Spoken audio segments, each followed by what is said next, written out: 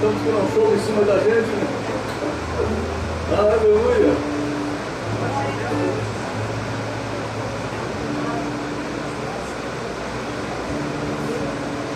Eu não estou gostando daquela máscara ali atrás, não. Tira essa máscara daí. Está me encarando direto. Por favor. Por favor. Estou me sentindo aqui, ó, oprimido. Devolve ela daí em nome de Jesus. Aleluia. Isso, irmão. Vamos aquietar.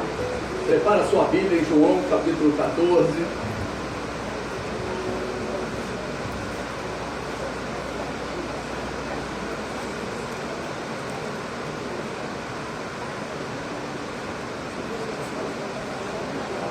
Hoje nós vamos falar sobre arrebatamento. Mas não é nascimento? É. Mas aquele que prometeu nos arrebatar precisava nascer. Então nós vamos falar sobre esse assunto. O arrebatamento 2, né? Preguei domingo passado arrebatamento. Então, não se turbe o vosso coração. Credes em Deus, crede também em mim. Na casa de meu pai há muitas moradas. Se assim não fora, eu vou teria dito, pois vou preparar-vos lugar. E quando eu for e vos preparar lugar, voltarei e vos receberei para mim mesmo, para que onde eu estou, estejais vós também. E vós sabeis o caminho para onde eu vou. Disse-lhe Tomé, Senhor, não sabemos para onde vais. Como saber o caminho? Respondeu-lhe Jesus, eu sou o caminho, e a verdade e a vida. Ninguém vem ao Pai, senão por mim. Se vós me tivesseis conhecido, conhecereis também a meu Pai. Desde agora o conheceis, que o tendes visto. Replicou-lhe Filipe, Senhor, mostra-nos o Pai. Isso nos basta. Disse-lhe Jesus, Filipe, há tanto tempo estou convosco, e não me tens conhecido? Quem me vê a mim, vê o Pai. Como dizes tu, mostra-nos o Pai? Não crês que eu estou no Pai, e que o Pai está em mim? As palavras que eu vos digo, não as digo por mim mesmo, mas o Pai que permanece em mim, faz as suas obras. Crede-me que estou no Pai, e o Pai em mim. Crede ao menos por causa das mesmas obras. Em verdade vos digo que aquele que crê em mim fará também as obras que eu faço, e outras maiores fará, porque eu vou para junto do Pai. E tudo quanto pedirdes em meu nome, lhes farei, a fim de que o Pai seja glorificado no Filho. Se me pedirdes alguma coisa em meu nome, eu o farei. Se me amais, guardareis os meus mandamentos. Aleluia. Texto lindo, texto riquíssimo. Poderíamos aqui visualizar diversos assuntos interessantes para pegarmos nesta noite. Mas vamos nos ater na primeira vinda de nosso Senhor e Salvador Jesus Cristo. Para alguém nascer de novo, é necessário estar morto. O Evangelho nos afirma que Jesus Cristo veio para nos dar exatamente esta nova vida. Pois o homem se encontra morto em seus delitos e pecados. Em suma, o homem natural, o homem sem Deus, está morto. Isto é, sem vida espiritual, sem acesso a Deus. Uma verdade que precisa ser anunciada por toda a terra. Somente quem veio do céu pode voltar a esta terra. Interessante isso. Porque isso derruba toda a doutrina espírita. Então, o único que pode voltar, o único que pode vir à terra, é aquele que veio do céu. Interessante, né? É uma verdade. Somente quem veio do céu pode voltar a esta terra. Senão seria como na primeira vinda. Jesus, quando veio pela primeira vez, ele veio como um de nós. Ele se fez homem, como louvamos hoje. Ele precisou se tornar humano. Ele precisou nascer como nascem os homens. Por isso ele precisou ser gerado na barriga de uma mulher. Mas na segunda vinda, ele virá como o Senhor dos Senhores, como dono de nossas vidas. Ele virá nos buscar, porque somos dele. Quem é dele, diga glória a Deus. Glória a Deus. Mas como ele era o Filho de Deus, e não um homem comum, mas precisava ser gerado do próprio Deus. Porque senão ele seria um homem igual a nós. Você consegue entender isso? Porque isso faz toda a diferença. Eu me lembro quando eu me converti, e quando a gente se converte, a gente tem um monte de dúvida, né? É muita dúvida. Porque nós não temos ainda o entendimento bíblico. E as mensagens vão entrando na nossa história, na nossa vida, no nosso coração. E aquelas verdades que vão entrando, vão se solidificando. E uma vez o pastor da igreja que eu me converti, ele estava muito empenhado naquele dia a transmitir a palavra. Ele largou o púlpito, foi para lá, subiu numa cadeira e começou a pregar de cima de uma cadeira, meio da igreja. E de vez em quando tinha esses rompantes. E naquele dia ele explicou exatamente como Jesus nasceu. E aquilo trouxe para mim um sossego tremendo de entendimento de quem era Jesus, homem. Interessante, né? Interessante isso. Porque muitas pessoas não conseguem entender como o Espírito veio sobre Maria e fez dela uma mulher virgem grávida. Muitas pessoas acham isso até ridículo. Ah, isso é conversa fiada. Como pode? Mas a Bíblia descreve isso. E quando nós entendemos isso, conseguimos compreender que Jesus é realmente o Filho de Deus. Você pode dizer, o Jesus que eu creio é o Filho de Deus. Amém, queridos? É interessante isso, porque nós precisamos entender isso de uma forma tremenda. Quem é dele, né?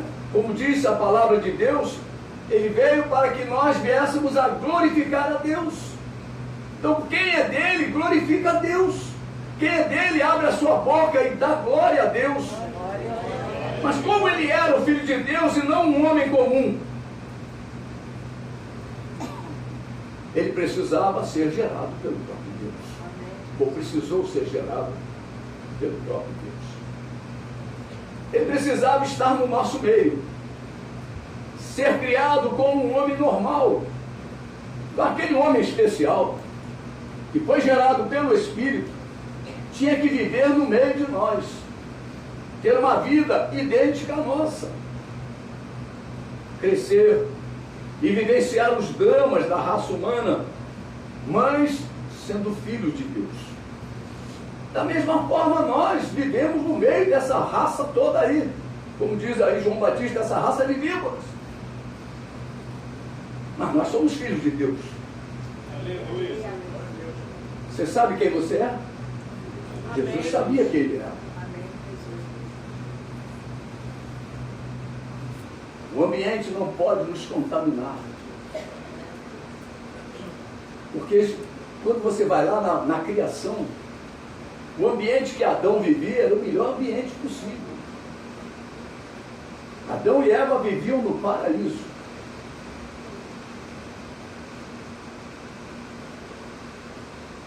Influência nenhuma de outro homem, influência nenhuma. Mas eles caíram, mesmo num ambiente totalmente favorável. Tem pessoas que caem e dizem que por causa do ambiente, por causa daquela circunstância em que ele estava envolvido, foi a causa da queda dele. Meu irmão, Deus te deu autoridade e poder para você resistir o mal.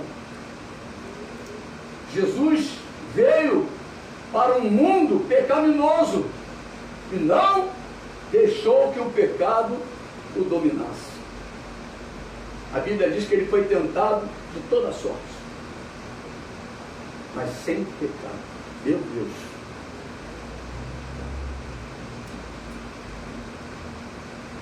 Jesus foi bebê, Jesus foi guri, Jesus teve infância, Jesus foi adolescente. Nada disso é desculpa para o crente se desviar. Jesus foi jovem, Jesus cresceu como qualquer um judeu, mas havia algo diferente em Jesus. O pecado não habitava em sua vida. Há uma coisa diferente com a igreja. A igreja não pode ser escrava do pecado. Amém? Você pode levantar a tua mão e profetizar sobre a tua vida. Eu não posso ser escravo do pecado. Se lembra do coral? As cadeias rompendo. Jesus já te libertou. O pecado não habitava na vida de Jesus. Ele não era dominado pelo pecado. Isso é o que diferenciava Jesus do resto. O que diferencia a tua vida do resto é que você não é mais escravo do pecado. Jesus já te libertou. Aleluia. Ele foi gerado de uma semente incorruptível. Quem o gerou foi o próprio Deus, lá em Lucas, capítulo 1. Vamos lá em Lucas, capítulo 1, versículo de número 35.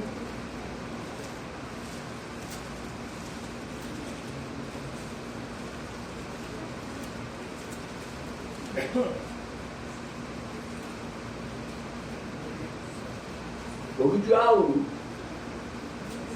entre o anjo Gabriel e a Virgem Maria. Aquela jovem estava desposada, sabe o quê?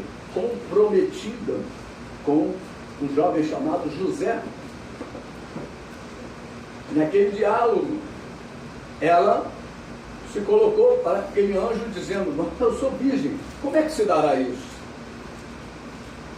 Aí o anjo, no versículo 35, diz assim: respondeu-lhe o anjo: descerá sobre ti o Espírito Santo, e o poder do Altíssimo te envolverá com a sua sombra. Por isso também o ente santo que há de nascer será chamado Filho de Deus. Em certo dia, na minha e na tua vida, o Espírito Santo também te envolveu. Aleluia.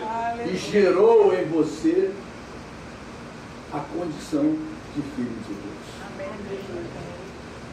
Temos filhos de Deus nessa casa? Amém. Você vai entendendo a grande obra que Jesus fez. Talvez a maior foi viver nessa terra sem pecado. Por isso ele exige de nós que vivamos nessas condições.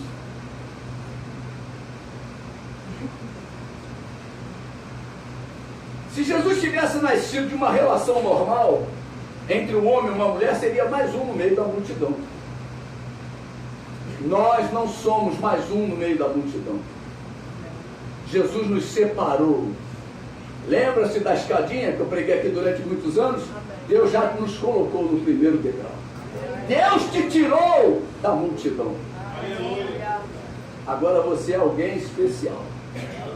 Você está um degrau acima da multidão. Você está na mesma condição daquela mulher que tocou em Jesus. A multidão o apertava, mas ela tirou virtude de Jesus. Nós podemos tirar virtude de Jesus. Deus te tirou da multidão para fazer você o que? Um povo achegado a Ele. Você pode tocar em Jesus. Você pode dizer: eu posso. Tocar em Jesus. É uma coisa simples, mas não é não, né? A multidão aperta, mas nós tocamos. A multidão aperta, mas nós tocamos. Mas Jesus não foi mais um no meio da multidão. Jesus era a luz do mundo. E o que ele fala que nós devemos ser? Luzeiros do mundo. Precisamos brilhar. Precisamos brilhar. Louvado seja o nome de Jesus. Jesus era o próprio Deus no meio de nós. Diz a Bíblia que ele viveu sem pecado. É por este motivo que podemos confiar nas suas promessas. É simples assim. Ele não é como os homens são. O que isso diz para nós? Nós não podemos ser como os homens são.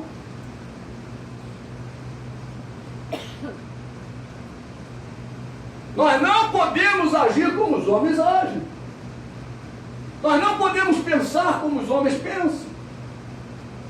Nós não podemos sentir como os homens sentem. É muita diferença, igreja. Você tem que olhar para Jesus e ver a diferença. E nós agora somos o quê? O corpo dele. Deus fez cada um de nós para ser diferente.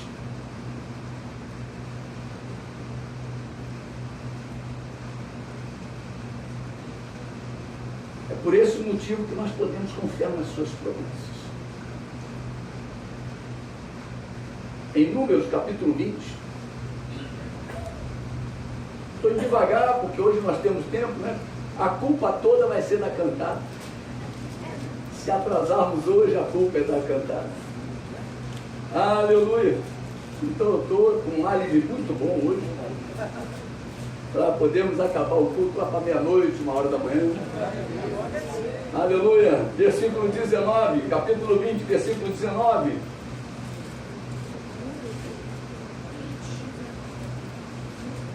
Não. É isso não. Números 23, 19. Deus não é homem. Então Jesus, ele estava como homem, mas ele era diferente. Nós ainda estamos nessa carcaça, mas nós somos diferentes. O vizinho te olha diferente. O professor sabe que você é diferente. O síndico sabe que você é diferente, jovem. Não, aquele jovem ali não, aquele ali não. Os outros podiam estar nessa bagunça, mas aquele ali não. As pessoas olham para nós e esperam o testemunho, esperam a referência de Cristo em nossas vidas. Por isso que a Bíblia diz, olha, Deus não é homem para que minta, nem filho do homem para que se arrependa, porventura tendo ele prometido não fará, ou tendo falado não cumprirá. Olha,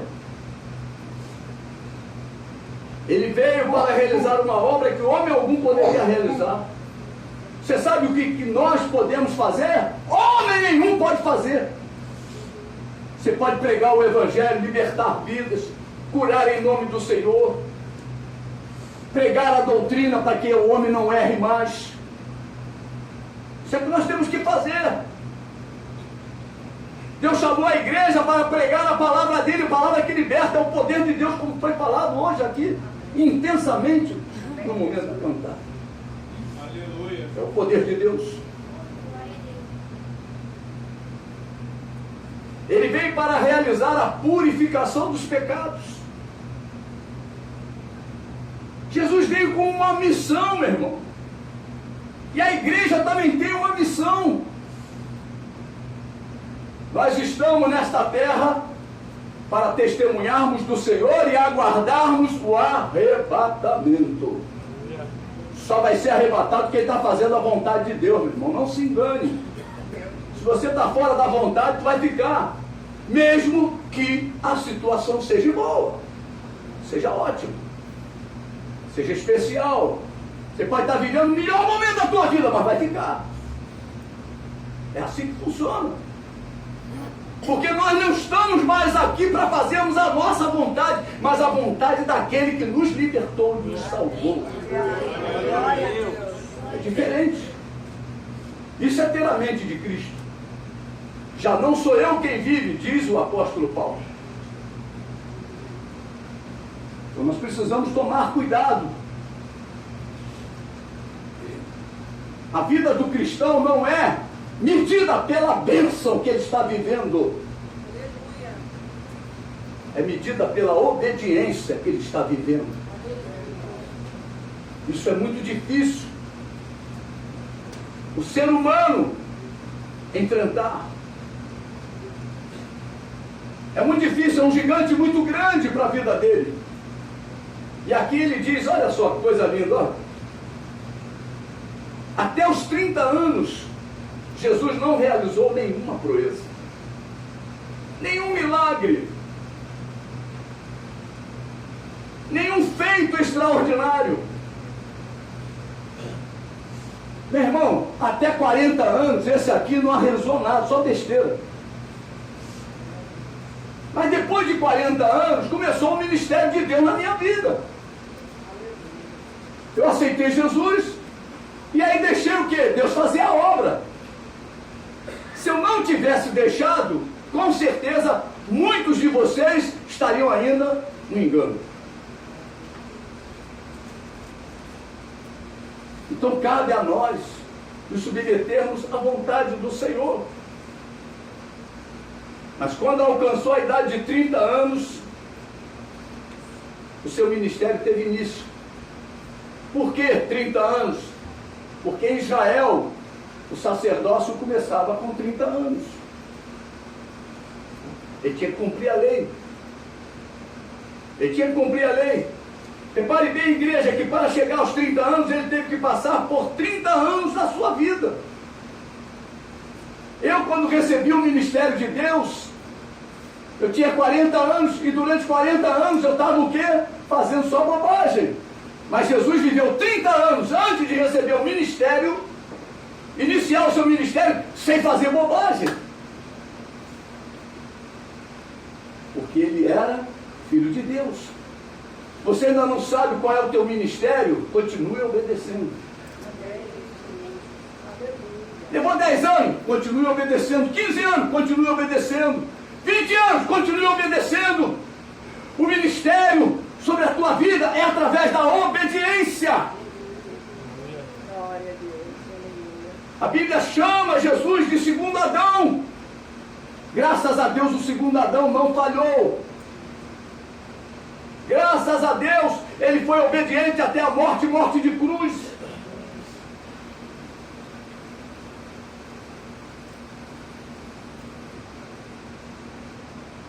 Repare bem, igreja, que Jesus não apareceu pela primeira vez no Rio Jordão.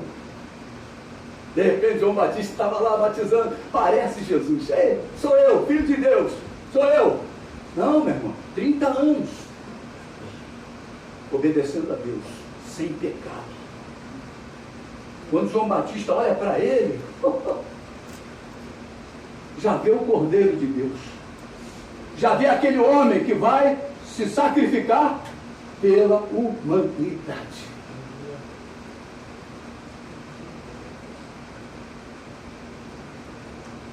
A Bíblia conta a história de Jesus desde a sua concepção.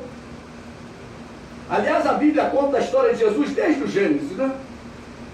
Você pode repetir comigo? Jesus é a promessa de Deus. É a promessa de Deus. Quando o homem caiu, lá em Gênesis 3, versículo 15, a Bíblia descreve a promessa de Deus.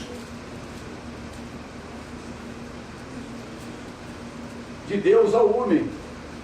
Porém, inimizade entre ti e a mulher, entre a tua descendência e o seu descendente.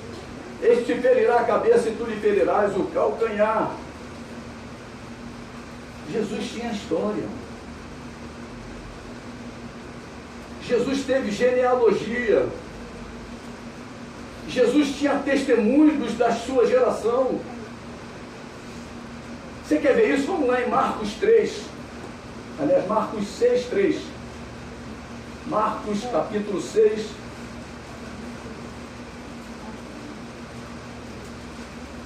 Marcos capítulo 6, ele tinha, olha, testemunho daqueles homens da sua geração.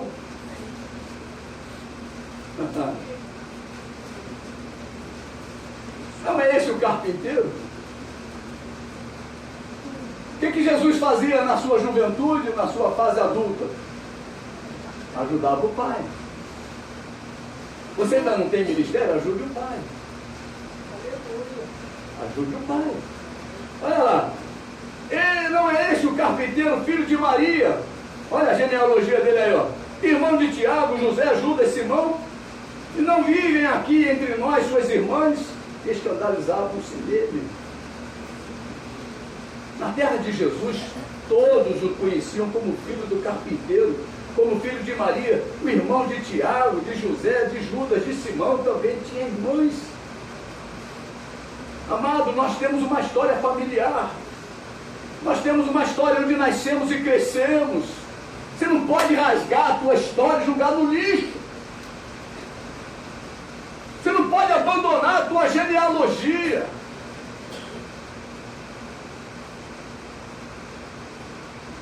É ali no meio da família que somos conhecidos na nossa essência. Quem é você? Eu não sei. Aqui na igreja é uma bênção, mas em casa, quem é você?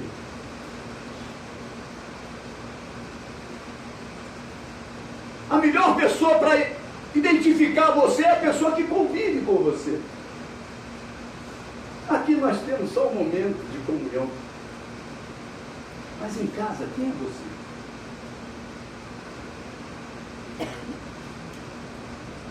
Quem é? Ali nós revelamos a nossa essência. É ali no lugar onde nascemos que somos conhecidos. Todos sabem como você se comportava e como você se comporta. Não adianta a capa, não adianta a cena. Diante dos amigos íntimos e familiares é que somos conhecidos.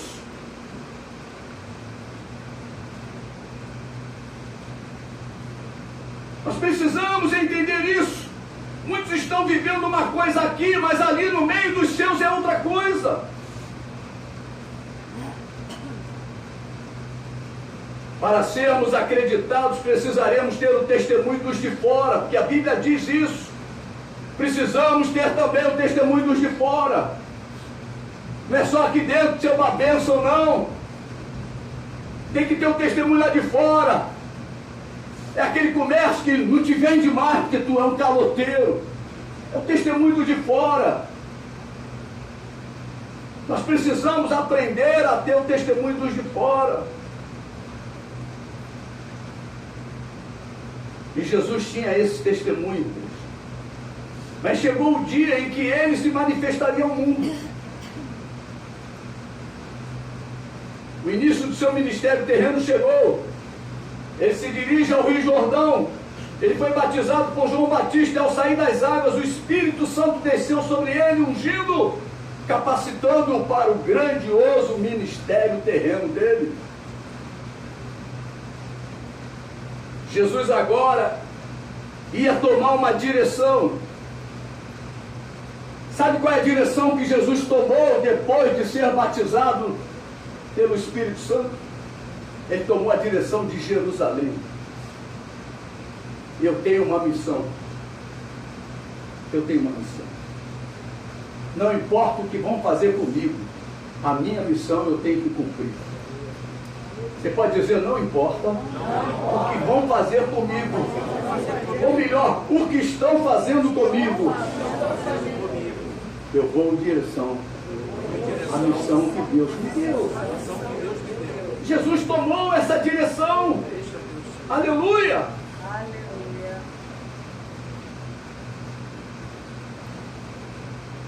Ele agora se dirige para o Calvário. Durante o caminho ele cura, ele liberta, salva, ele faz milagres, ele ressuscita a morte, ele cura leprosos, ele vai fazendo, vai ensinando, vai pregando, vai ensinando, vai pregando, vai ensinando. E meu irmão, mas o caminho dele era o Calvário. Ele veio para morrer pela mim, pela tua vida. Aleluia. Não olhe para Jesus como um bonequinho de louça, não. Uma medalhinha. Jesus, ele veio para morrer.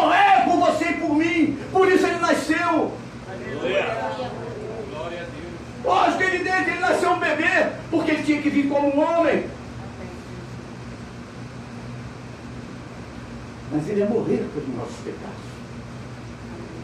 Quando ele desceu da glória, ele desceu para se sacrificar. Ele desceu para se sacrificar. Ele não desceu para ficar sendo só honrado, não.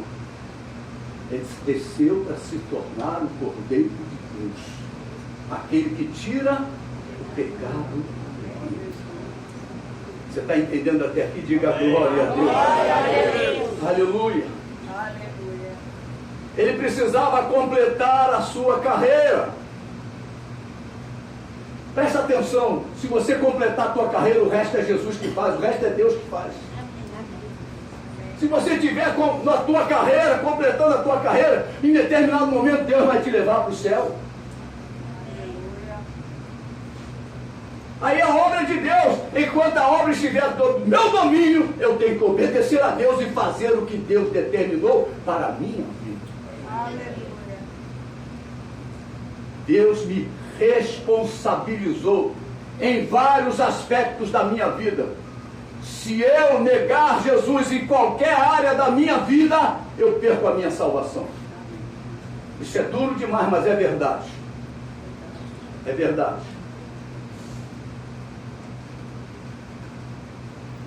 Judas andou 3 anos e meio com Jesus. Qual foi o pecado de Judas? Entregou Jesus por 30 moedas. Depois até largou as moedas.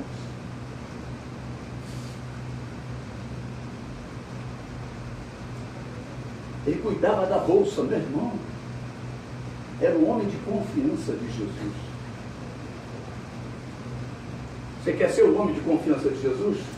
A mulher de confiança de Jesus? Meu irmão, primeiro vacilo, dança. Quantas coisas Deus nos tem confiado? Quantos? E quantas nós temos negado Jesus nessas áreas? Muitos só olham para o ministério, para a área espiritual, mas tem a área física. Deus nos confia coisas, valores, que para Ele é muito importante, para nós pode nem ser. As circunstâncias da vida fizeram você pensar diferente de Deus. Fizeram você desvalorizar o que Deus valoriza. Você está chegando à conclusão do que eu estou falando? Tem coisas que Deus nos dá. Nós precisamos amar e expressar esse amor de uma forma intensa. Nós não podemos abrir mão simplesmente. Jogar fora. Não gostei. Lixo. Pelo amor de Deus, meu irmão. Deus faria isso? Não, então vai no lixo e cata, se arrepende e volta às práticas do primeiro amor. É assim que funciona. Se não, meu irmão, olha, para que Jesus nasceu? Para quê? Para que ele obedeceu até a morte? Na tua vida? Não pense que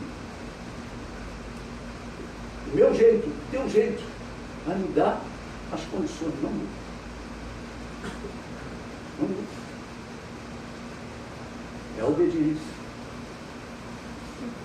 É melhor obedecer do que saber.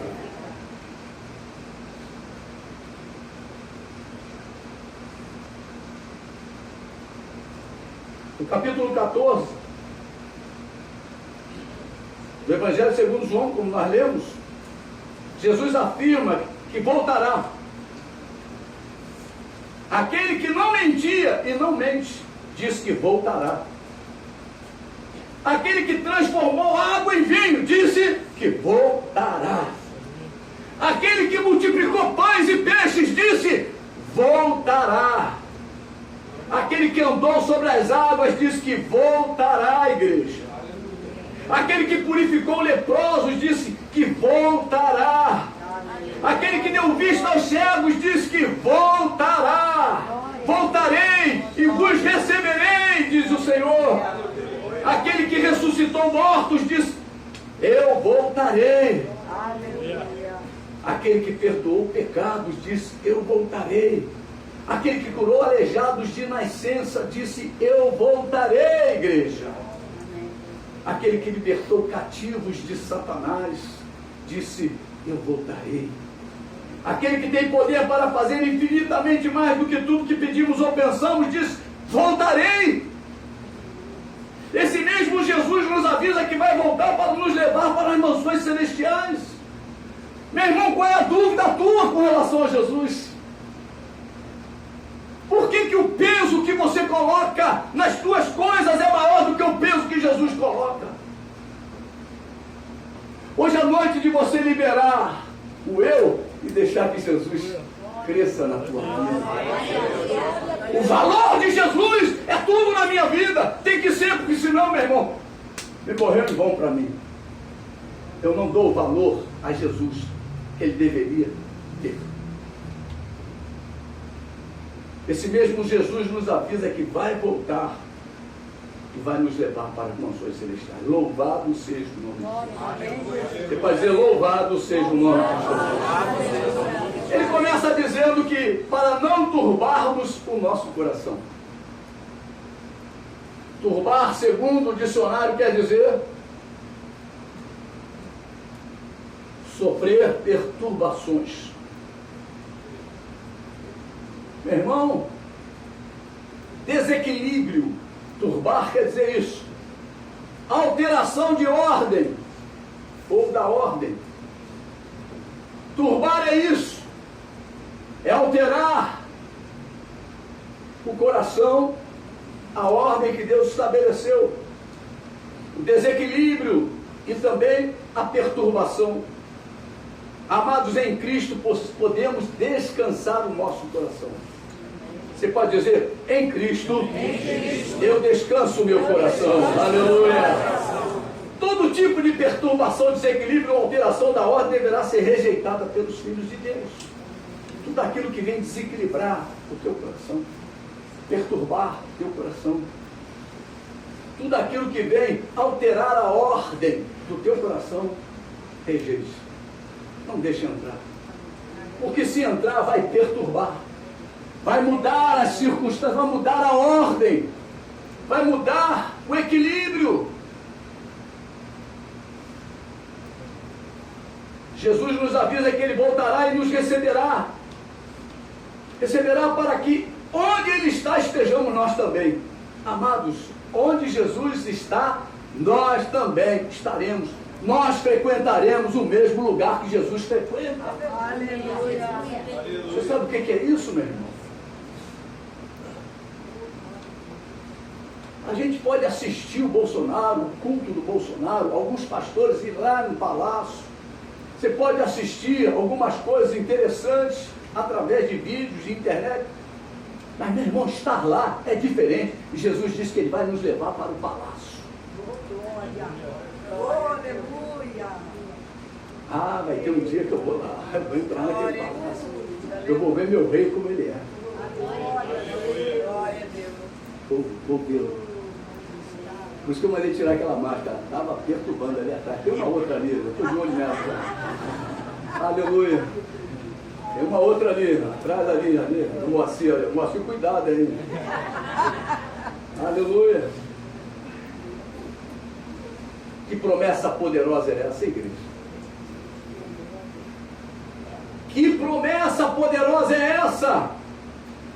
Ele virá e voltará e nos receberá, para que onde ele está, estejamos nós também.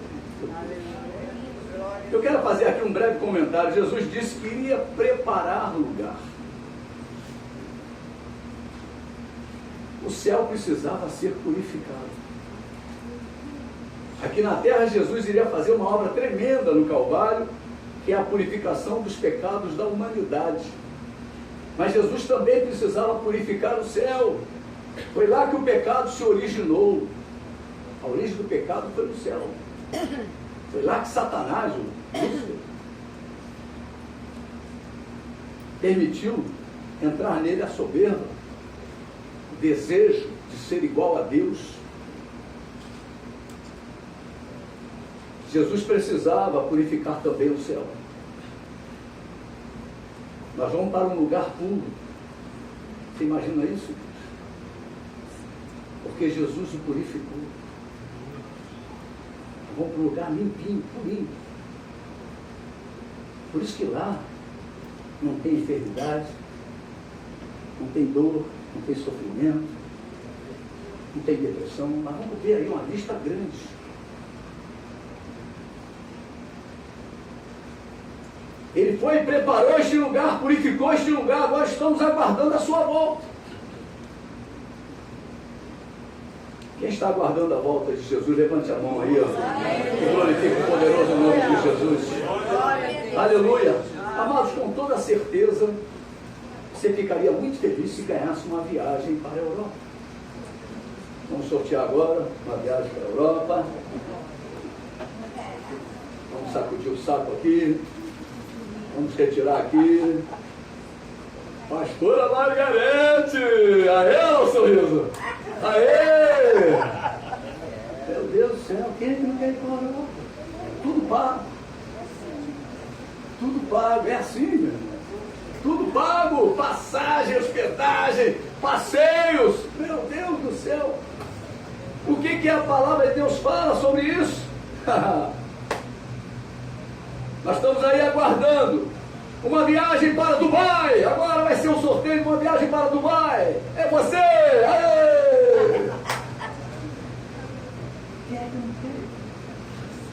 Mas falar, olha, Jesus vai voltar e vai nos levar para o céu. Jesus espera mais um pouquinho. Eu ainda estou fazendo isso, eu ainda estou fazendo aquilo. Senhor, espera um pouquinho mais. Meu irmão, é a viagem dos nossos sonhos.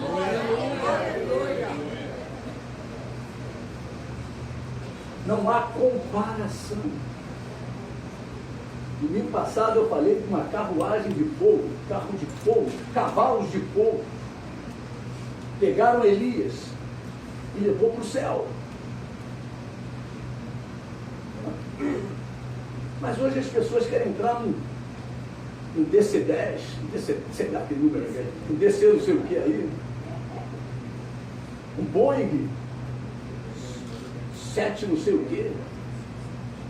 Então, meu irmão, cadeira hoje do Boeing está assim apertadinha. Daqui a Dubai, assim, tu chega lá, meu irmão, com problemas sérios circulatórios. Vai ter que caminhar dentro do avião. Vai ter que ir para lá. Quantas horas são daqui a Dubai? 14? 17? Alguma coisa assim. Quem já fez uma viagem de 17 horas? Aliás, a Margarete já fez.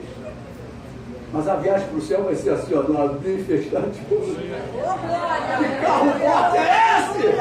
Meu Deus do céu, olha aí. Que carro veloz é esse? Que trem-bala é esse? Abrir e fechar os olhos. Tá lá. Eu estou mostrando algumas diferenças. As pessoas brigam para ir a algum lugar, se endividam todo.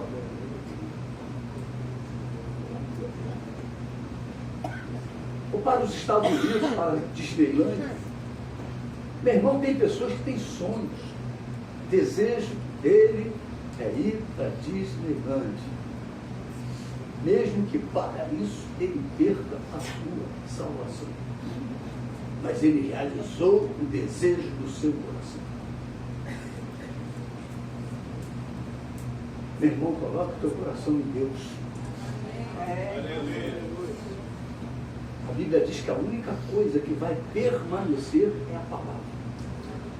Tudo passará, menos a palavra de Deus. Talvez você ficasse muito feliz se recebesse como presente agora, de fim de ano, uma passagem com direito à hospedagem em Gramado, na Serra da Gaúcha. Quem já foi a Gramado? Muitas pessoas. Glória a Deus. Muito bonito. Muito bonito. Cidade muito linda. Mas o céu é mais lindo. Você pode falar de teu irmão, o céu é mais lindo. É do que qualquer cidade. Aleluia. Mas eu quero te lembrar nesta noite que o arrebatamento da igreja é uma viagem para o céu. E lá é o fim do sofrimento, é o fim das angústias, é o fim das tribulações, é o fim das depressões, é o fim das doenças, é o fim das enfermidades, é o fim dos problemas espirituais e dos sofrimentos.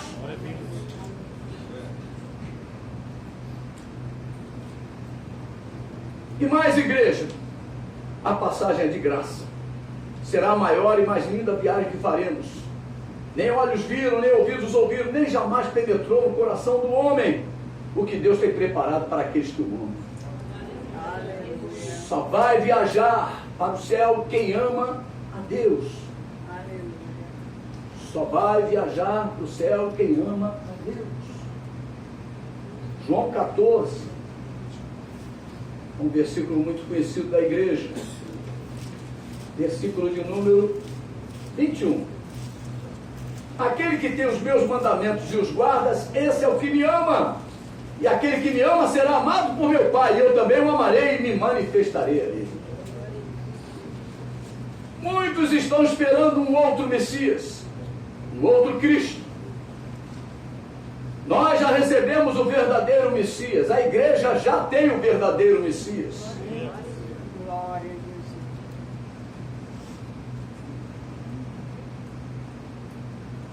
Você já tem o verdadeiro Messias? Levante a sua mão e dê glória a Deus. Você tem que acreditar que Ele é o verdadeiro. Glória a Deus. Muitos estão abrindo mão do verdadeiro Jesus para crer em um falso Cristo. Paulo, quando fala sobre isso, ele diz: mesmo que desça do céu um anjo que vos pregue um evangelho além do que vos temos pregado, seja anátema. Mas hoje o que mais nós estamos vendo são evangelhos novos surgindo na praça. Coisas absurdas. Coisas absurdas estamos ouvindo hoje na praça.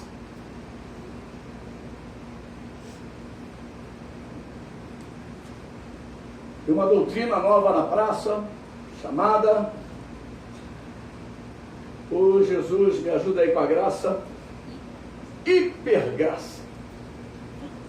Graças não basta, é hipergraça.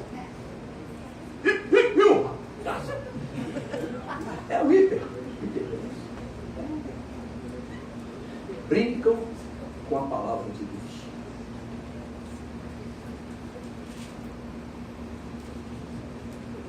João 5, 43. 5:43. Olha o que diz a palavra. Eu vim em nome de meu Pai, e não me recebeste.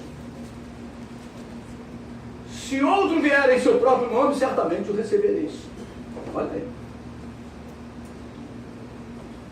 Como eu disse lá no início da mensagem, Jesus tinha uma genealogia,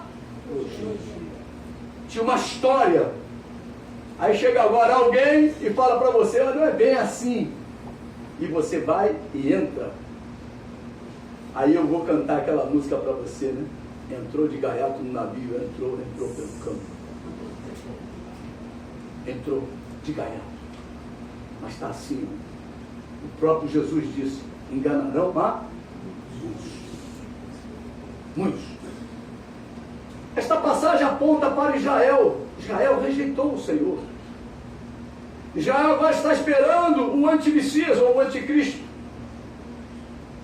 E ele não é Jesus, porque Jesus Cristo verdadeiro foi rejeitado pelo povo hebreu, pelo povo judeu. Em João capítulo 1, versículo 11, fala isso. 1:11, ele diz: veio para o que era seu e os seus não o receberam. Meu irmão, nós precisamos abrir diariamente o nosso coração. Se você chegasse naquela época e perguntasse: quem é povo de Deus? Só o hebreu levantaria a mão. Só os judeus levantariam a mão. Hoje, quem é o povo de Deus? É a igreja. Não receba outro Jesus. Receba aquele que veio do Pai. Aleluia. Amém? Amém. Como diz aqui, ó, versículo 11: veio para o que era seu e os seus não o receberam. Amados, quem não recebe o Messias verdadeiro, chamado Jesus Cristo, com toda certeza acabará recebendo o Messias da nova ordem mundial, o anticristo. Esta passagem também serve para nós. Devemos aceitar Jesus Cristo como Senhor e Salvador e crer que Ele está vivo. Ele ressuscitou, Ele venceu a morte. Nós estamos vivendo exatamente este tempo. Nós precisamos confessá-lo com os nossos lábios, todos os dias das nossas vidas. Nós necessitamos crer que Ele está vivo, Ele ressuscitou. Após a morte de Jesus no Calvário e a sua ressurreição e a sua ascensão, o tempo da igreja começou a contar e o tempo de Israel parou. Israel, o tempo dele está parado. Israel está sendo tratado como se fosse uma nação qualquer. Você já estudou alguma vez sobre as 70 semanas de Daniel? Quem conhece as 70 semanas de Daniel? Levante a mão aí, muitos conhecem. 70 semanas. Quando Jesus morreu, completou a 69ª semana. Falta uma semana de anos.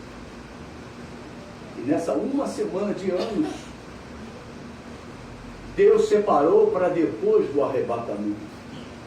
Israel vai voltar a se tornar espiritual. Israel existe. Mas agora ele vai começar o quê? A sacrificar, ele vai começar a se tornar espiritual.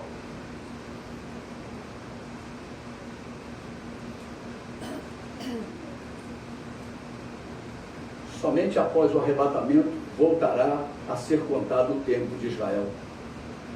A igreja ficará na terra até o arrebatamento. Aquele que fez a promessa é fiel, igreja. Ele voltará e nos levará para o céu, e esses dias estão muito próximos. E após o arrebatamento da igreja, oh aleluia, iniciará um novo tempo para Israel. É a última semana profetizada por Daniel, lá em Daniel 9, 24 a 27, eu não vou ler. Resta um tempo de 7 anos, uma semana de anos para Israel. Israel voltará a ser estabelecido espiritualmente. Deus vai colocar os olhos sobre Israel, o povo da promessa, e vai socorrer Israel. Esse tempo é conhecido como a grande tribulação. É neste tempo que Deus socorrerá Israel. Deus se revelará a Israel. O templo será reerguido. O sacrifício voltará a ser oferecido.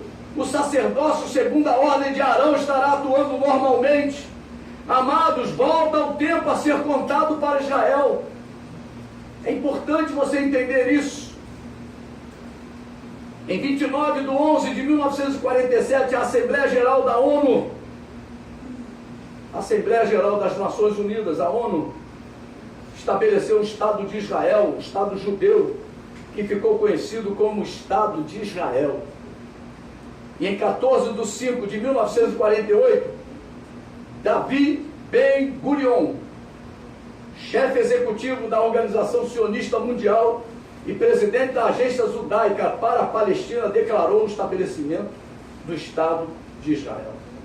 Hoje, o mundo árabe, com exceção do Egito, da Arábia Saudita, dos Emirados Árabes Unidos, de Bahrein, de Kuwait, do Catar, de Omã e do Cabos, nunca ouvi falar esse nome, mas é um país, reconhecem, aliás, com exceção desse, os outros Estados Árabes não reconhecem Israel como nação. São os maiores inimigos de Israel nos dias de hoje, além do Irã, os grupos Hezbollah e Hamas. Agora, após a igreja ser arrebatada, iniciará o tempo profético e espiritual para Israel. É a última semana de anos que foi profetizada por Daniel, igreja. Só para vocês entenderem, Israel é chamada de figueira e a igreja é chamada de videira. Quando o homem caiu no jardim do Éden, Deus estabeleceu o nascimento tanto da figueira como da videira. Em Abraão, esta figueira começou a ter vida, mas as suas raízes já haviam sido fincadas com a promessa do Messias, feita lá em Gênesis 3,15, como vimos. E da mesma sorte, a videira também foi estabelecida desde o Éden. Deus fez também esta promessa. Mas os judeus não receberam o Messias chamado Jesus, e por isso a figueira foi amaldiçoada. Secou. O tempo de Israel está seco, por causa da rejeição do povo judeu. Mas a videira começou a florescer. A igreja está há 2000 anos nesta terra e será removida, e o tempo de Israel voltará a florescer. A figueira voltará a florescer. A videira será levada e a figueira brotará. Israel brotará. Israel receberá vida e vida de Deus. Estamos vivendo este tempo, como eu li lá durante os avisos, em 1 João capítulo 2, versículo 18. Estamos encerrando já, tá, amados? Não se preocupa com a hora não, a chuva já melhorou. Filhinho, já é a última hora, versículo 18. E como ouviste que veio o anticristo, também agora muitos anticristos têm surgido, pelo que conhecemos que é a última hora. Imaginem, como eu falei lá no início desse culto, se João estivesse vivendo os dias que estamos vivendo. Como ficaria esse texto? Será que ele colocaria a expressão já é a última hora? Ou com toda certeza ele escreveria feliz, já é o último segundo? Estamos já nas portas. Quantos estão brincando com a sua salvação? Quantos? Estão negociando a sua viagem e o seu passaporte. Estão menosprezando o preço que Jesus pagou pela sua passagem até o céu. Jesus virá, esta é a verdade. Você pode dizer, Jesus virá, esta é a verdade. Jesus prometeu. E Ele não mente, igreja. Igreja, fique atenta. Os sinais estão aí. Os anjos já estão com as trombetas na mão. Aleluia. O Senhor já se levantou. O Pai vai dar ordem. E nós seremos transformados para habitar para sempre com nosso Senhor e Salvador. Aleluia. A pergunta simples: você tem certeza de que vai subir?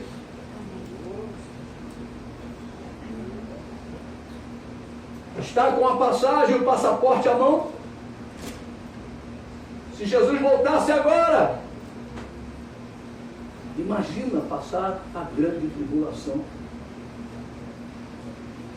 sabendo que Jesus é o Senhor. Eu tenho dito algumas vezes, ou nós entregaremos a mão, ou a fronte, ou a cabeça. Essas são as condições para a grande tribulação, para aquele que acredita em Jesus. Eu quero dizer para você, obedeça. Não abra mão de tudo que Jesus fez pela tua vida. Vamos ficar de pé. Eu vou convidar o louvor. Aleluia!